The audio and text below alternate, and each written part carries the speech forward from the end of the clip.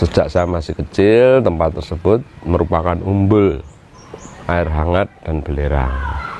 Dimana kalau malam itu ada gasnya yang dinyalakan setiap jam 6. Sehingga desa ini belum ada lampu, di situ sudah beringin itu sudah kalau malam menyala. Jadi tempat ini mempunyai dua fungsi, yang sekarang ini untuk wisata permandian belerang atau air bekah pemandian, sumur Bandung, dan tempat meditasi di pendopo depan dan di dalam.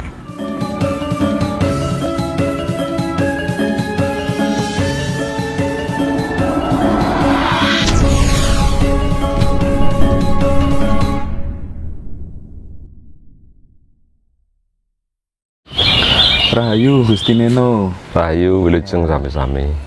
Sore ini alhamdulillah kita bersama kru bisa sampai Solo ya, di Pesanggerahan Langenharjo. Ya.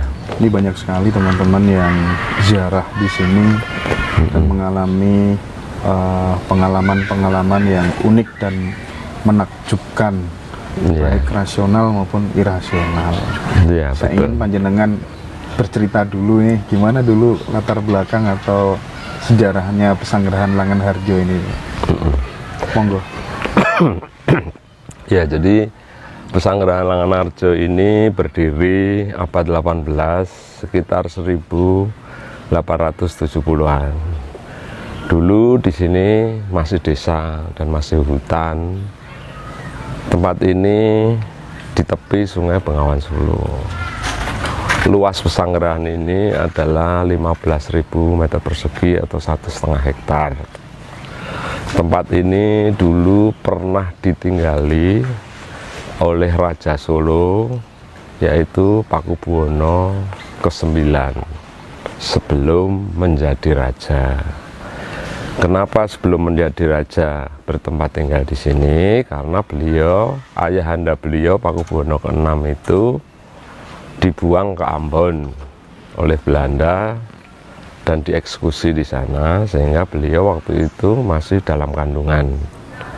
Akhirnya setelah lahir beliau, karena di keraton rajanya sudah berganti, kemudian beliau kalau dalam kasana budaya itu istilahnya tirakat di tempat ini. Dulu tentu masih desa tepi Sungai Bengawan Solo. Nah, dalam melakukan tarekat itu beliau dalam riwayat bukunya itu salah satu tempat yang favorit itu adalah di sebelah kiri kita ini, yaitu namanya Sumur Bandung.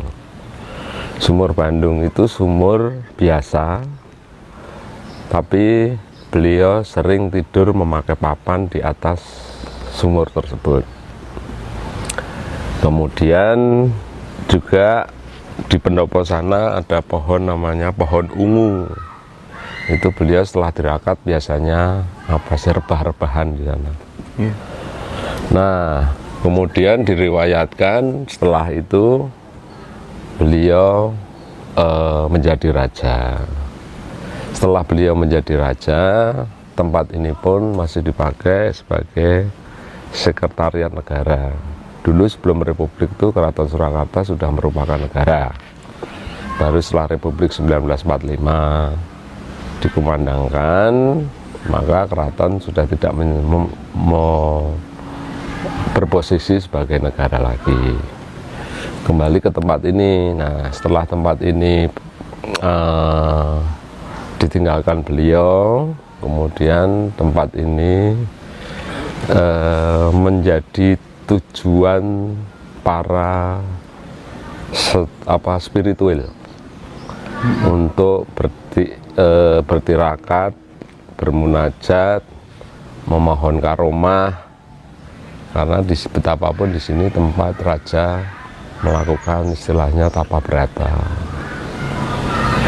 Sehingga para spiritual ini dulu belum ada yang menempati, masih kosong, sehingga dianggap ya rumah tempat yang luas untuk para spiritual untuk melakukan mengheningkan cipta, meditasi, memohon keinginannya.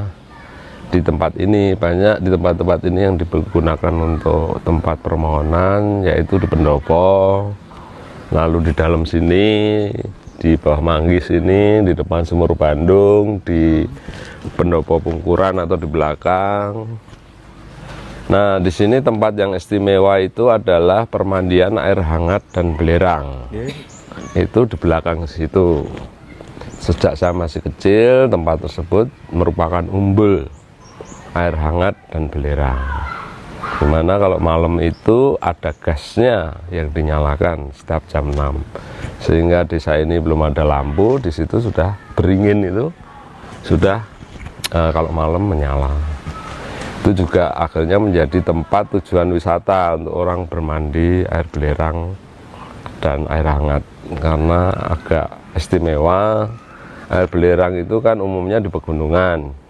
Tapi ini di dataran rendah yang jauh dari gunung. Dan hanya di titik itu, 20-30 meter dari situ airnya air biasa.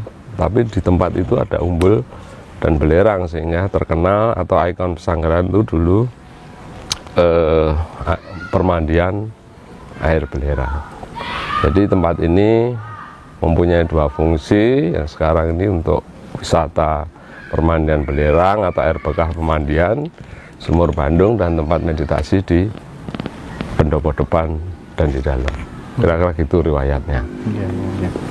Kemudian terkait dengan beberapa pengalaman teman-teman kita itu Gusti, sedang ziarah ke sini, ke tempat ini, kan banyak nih yang katanya ada pengalaman-pengalaman mistis, menakjubkan gitu. Tolong dieksplor mungkin dari, kan mesti cerita ke panjenengan secara langsung gitu, barangkali bisa dibagi ke teman-teman. Iya, ya.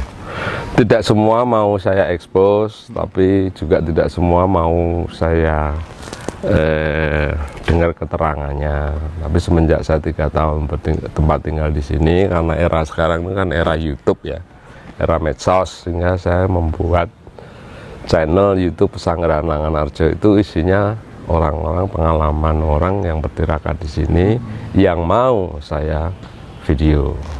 Nah, paling tidak dari beberapa penjelasan para peziarah itu memang unik-unik. Artinya ada beberapa orang ke sini yang katanya mendapatkan petunjuk atau mendapatkan perintah gaib begitu, datang untuk menghadap. Nah, biasanya menghadap itu di bawah, tapi ada yang minta menghadap di atas ini. Jadi di atas belakang saya ini adalah tempat tidur Pakubuwono ke-9. Bukan makam di sini, tapi tempat tidur. Ketika itu pulang-pulang dia mengatakan bahwa saya sudah mendapatkan petunjuk dan diberi bekal. Apa bekalnya, petunjuknya? Dia menyerahkan semacam batu berbentuk segi 8 gitu, yang diemban atau dikelilingi oleh emas dan perak begitu. Tapi yang cukup unik tuh batunya itu, di dalamnya itu ada gambarnya orang menari. Jadi bukan digrafir, tapi dalam batunya itu ada orang menari. Nah, saya tanya, itu di batu ini menurut petunjuknya untuk apa? Dia bilang katanya ini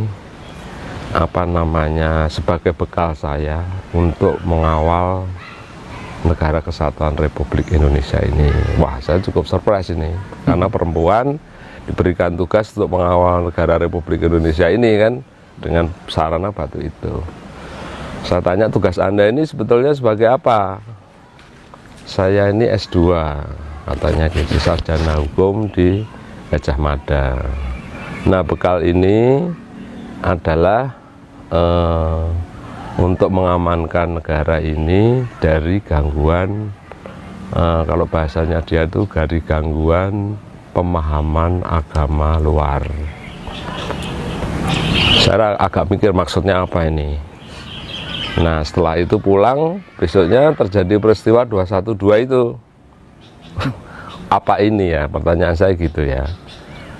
Lalu kemudian seminggu lagi datang ke sini lagi mengatakan bahwa ingin ritual lagi. Nah, pulangnya apakah ini dalam rangka itu Iya benar, menurut mereka.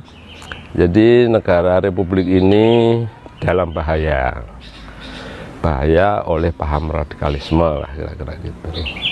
Nah dia kerjanya kebetulan di salah satu universitas.